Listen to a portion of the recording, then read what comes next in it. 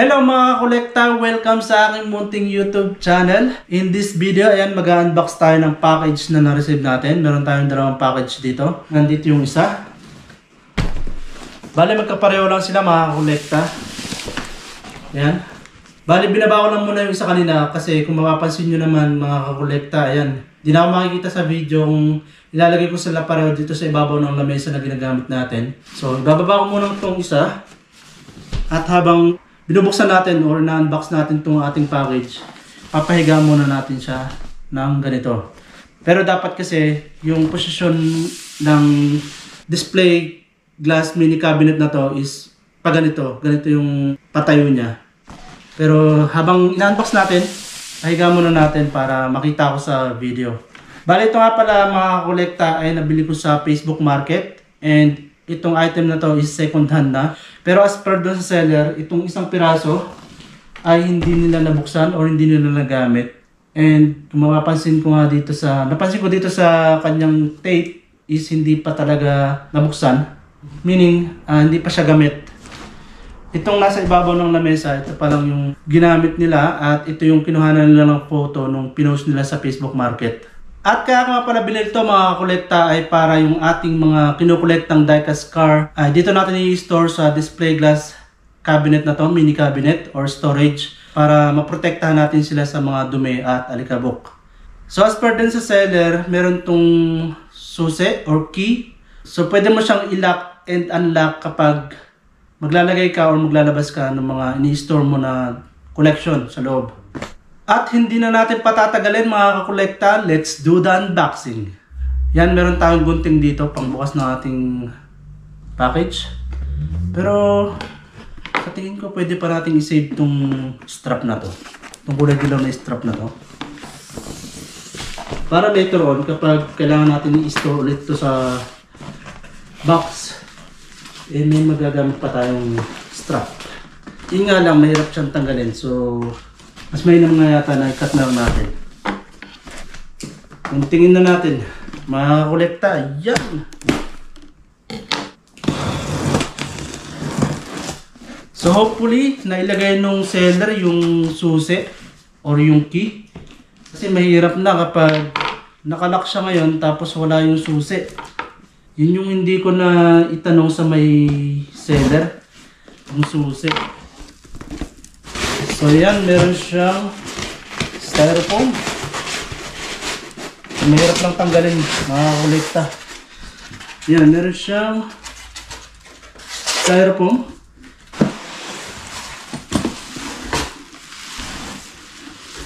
So ito siya guys, hindi pala siya ganun kalaki. Talagang mini mini storage or cabinet. Medyo ini-expect ko kanina na medyo mas malaki siya ng konti kasi nga yung box niya medyo malaki.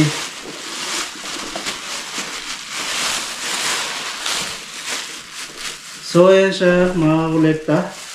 Secured naman yung pagkaka-package ng seller. At ito nga yung susi mga kolekta. Ayos. So tatabi lang muna natin yung box. So ayan yung tsura niya mga kolekta, and dalawang side pala siya magkabila. And meron siyang base sa ilalim at umiikot siya. Yan mga kolekta, oh. Ayos. Pero yun nga mga kolekta, mas nag-expect ako na mas malaki siya dito ng konti or mas mataas kasi nga malaki yung box. Yun pala, makapal yung nilagay nila mga styrofoam, kaya medyo malaki yung box. So, okay na rin, maganda.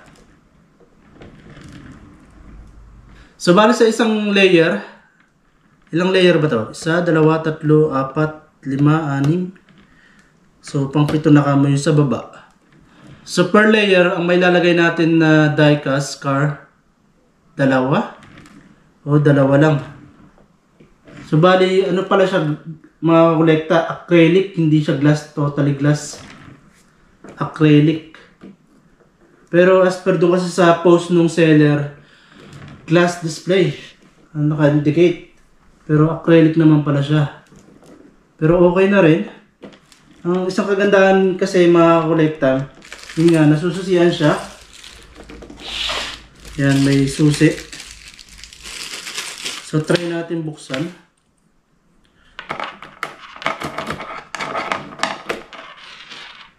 Yan.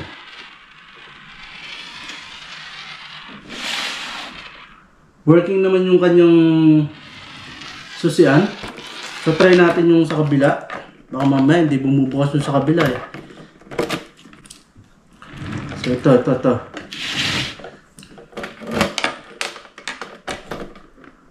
Working din, kakolekta. So, maganda siya mga kolekta. Maganda siyang paglagyan ng ating mga kinokolektang diecast car. So, yung mga kinolekta ko syempre. At ayun nga mga kolekta, maganda naman talaga.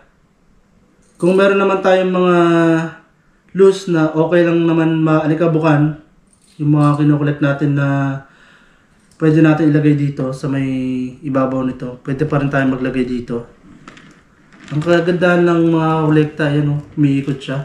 Rotating. Nice! So, open din natin yung isa mga kolekta kasi baka mamaya may damage sa loob.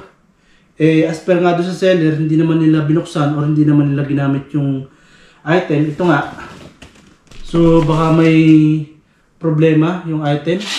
So, tatabi lang muna natin itong una natin na buksan. So, ito mga kolekta. Bubuksan na rin natin itong isa pang item. Pero pareho nga lang din sila. Ganito rin yung itsura niya. Gusto lang natin sigurado na walang damage. Kasi hindi pa ito nabubuksan. Kahit kung dating may-ari hindi binuksan. Kaya kailangan natin masigurado na walang damage. At yung susi, kailangan ma-make sure natin na kasama rin.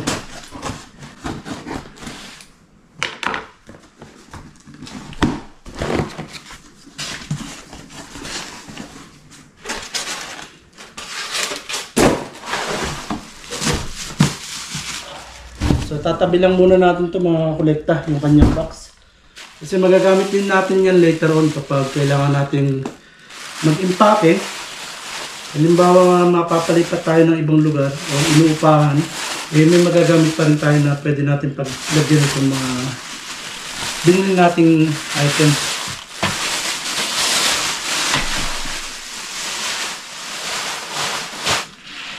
So ito yung pangalawang item natin mga kolekta. At kung mapapansin nyo mga kolekta, yan, pareho lang sila. Parehong rotating.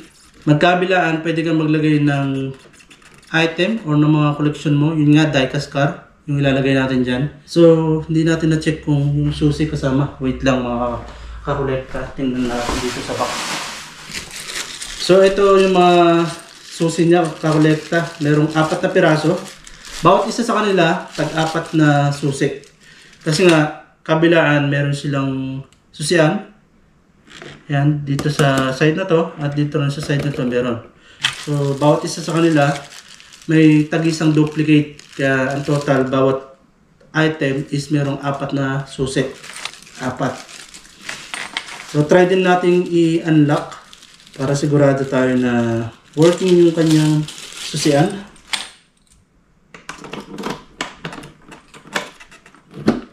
Yun. Working. So, yung kabila naman.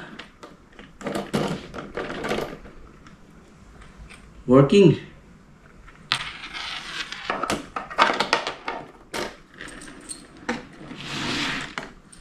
Nung nakita ko to sa post niya sa Facebook Market nung seller, akala ko isang side lang na ganito. Tapos, akala ko medyo mas malapad pa siya ng konti. Isang side na ganyan malapad. Pero ganito lang pala siya kaliit. Pero mas okay na din na ganito yung size niya kasi pwede natin siya ipatong sa ibabaw ng computer table na ginagamit natin dun sa kwarto. Actually, dun din naka-display yung ibang mga collection natin na diecast collection, diecast car. So nice. Ganda. At ayan mga kolekta, magta-try tayo na maglagay ng mga na-loose na natin na diecast car. ng Hot Wheels. Meron tayo ditong yan, Nissan Patrol 4x4. At kung mapapansin nyo, meron tayong shoebox dito. Yan, Nike.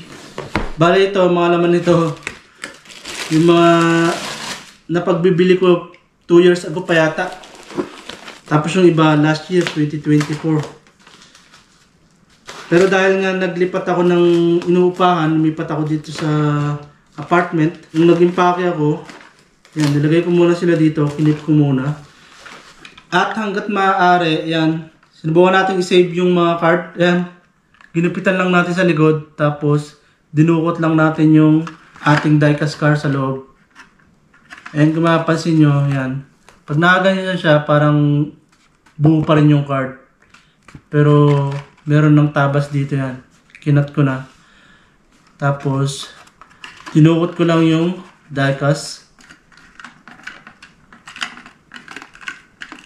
Ang purpose ko kung bakit hindi ko sinira yung pinaka harapan niya, para yun nga, kapag kailangan mo ulit siyang i-store or kailangan mong i-impake, gaya nga naglipad ako ng inupahan, so kinailangan kong i-keep ulit sila, at least kahit pa paano hindi sila halo-halo, may iwasan yung pagkagasgas ng ating diecast car.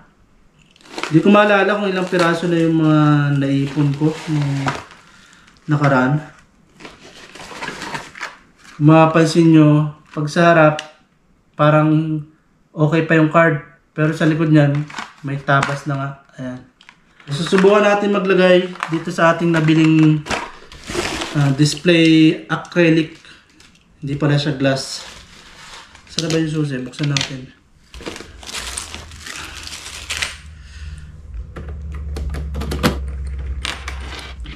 So makapaglagay lang tayo per layer 2 piraso.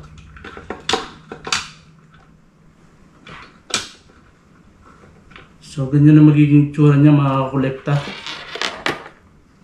kapag may laman. Yun nga lang, kailangan natin makabili nung pandikit dun sa gulong para hindi siya gumagalaw. Subukan pa natin maglabas ng 2 piraso. Ito pala, meron na tayo maglabas.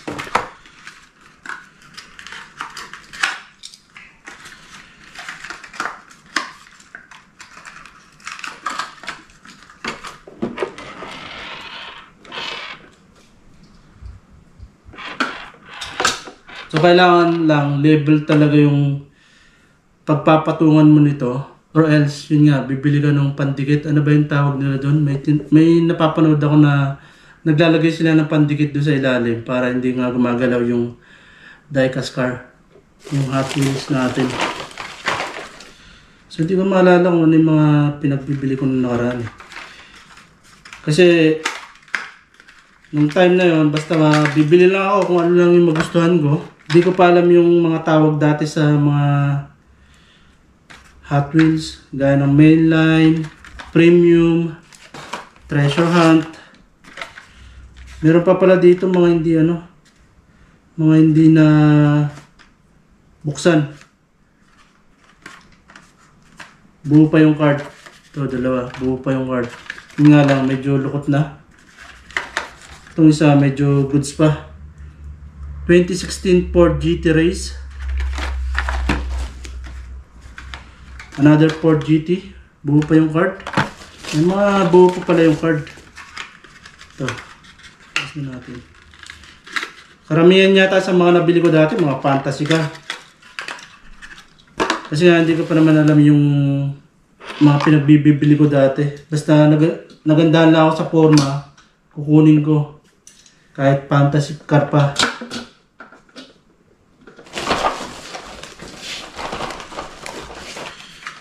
Tapos ayan mga kolekta, kung makapansin nyo yan, pinagugupit ko yung mga card, yung picture ng modelo ng sasakyan na nakalagay sa card. Yan. Tinabas ko yung mismong picture. Bala ko kasi dati, ilalagay ko rin to sa loob ng pinagdi-displayan ko. Kaso hindi maganda. Pero sinave ko pa rin, kinip ko pa rin. Uy, meron tayong isang Ford Mustang na buo pa yung card. Ayos. Ford Mustang Dark Horse. Ito yung pinaka main cars na kinukulit ko mga kolekta. Ford Mustang. So meron pala tayong nabili dati. Ayan, ayos. May dadagdag tayo din sa mga nabili natin ng mga nakaraang linggo. Tapos meron tayo ditong Subaru BRZ. Yan. Subaru BRZ. So, ilang piraso yung buo pa yung card. Tapos meron tayo ditong 2023 RAM 1500. Yan. Buo pa rin yung card kaso malambot na yung ibang part. So ilang piraso to? 2, 4, 6, 6 yung buo yung card. Bali nandito sa ilalim yung iba. Bali ito, mga fantasy car. Mga fantasy car. Binigay lang din sa akin, bata yung nagbigay. Kasi nakita nyo naman na nagkukulig ako dati. Ayan o. Eh, ang dami niya ng ganito. Ang dami niyang ganito. Mga loose. Pinagbibigyan ako. Eh nga lang, hindi natin trip yung mga ibang fantasy car. Kaya, kinip ko na lang. Ang plano ko dyan, papadala ko sa Pilipinas kapag nakapagpabagay tayo. Para magamit o mapaglaruan ng mga pamangkin ko. So, ito pa yung iba mga kakolekta. Ayan.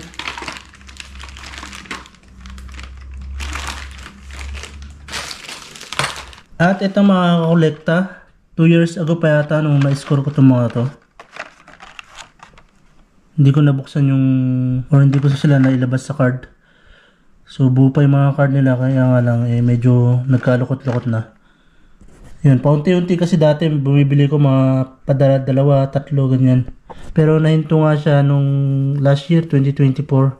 So ngayon lang ulit ako na inganyo na magkolekta. At yun nga, itong buwan na to, naparami na kagad yung bili ko. So ayan. At ayan yung itsura niya mga kakolekta kapag meron na siyang laman. Bali isang side pa lang yung nilagyan ko kasi nga plano ko doon ako kukuha sa mga napagbibili natin noong nakarang linggo. Iayos pa natin yan. So isang side lang muna yung nilagyan natin para lang mapakita ko sa inyo kung ano yung itsura niya kapag meron na siyang laman. Yan. Tapos yan nga, naro-rotate siya. Kung lalagyan mo doon sa kabila. So ikot mo lang tapos lagay. Nice. So, 2, 4, 6, 8, 10, 12, 14. So, bali 28 na piraso ang may lalagay natin sa isang ganito.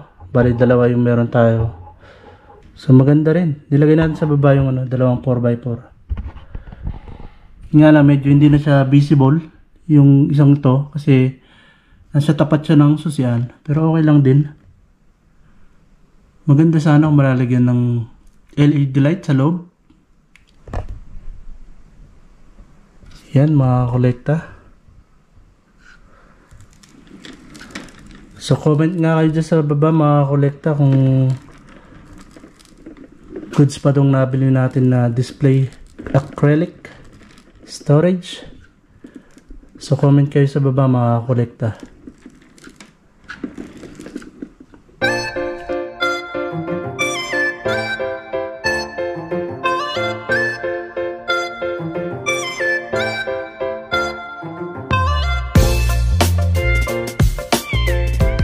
At ayun nga kakolekta, dito ko na lamang tatapusin tong video na to. Maraming salamat sa iyong panonood. At kung nagustuhan mo tong video na to, baka naman pwede mong i-like at i-share mo na rin para mapanood na ibang mga kakolekta natin ng diecast car. At huwag mo na rin kalimutan mag-subscribe at pindutin mo na rin yung bell icon para sa susunod na upload ko ma-notify ka. Maraming salamat. Happy hunting. Bye!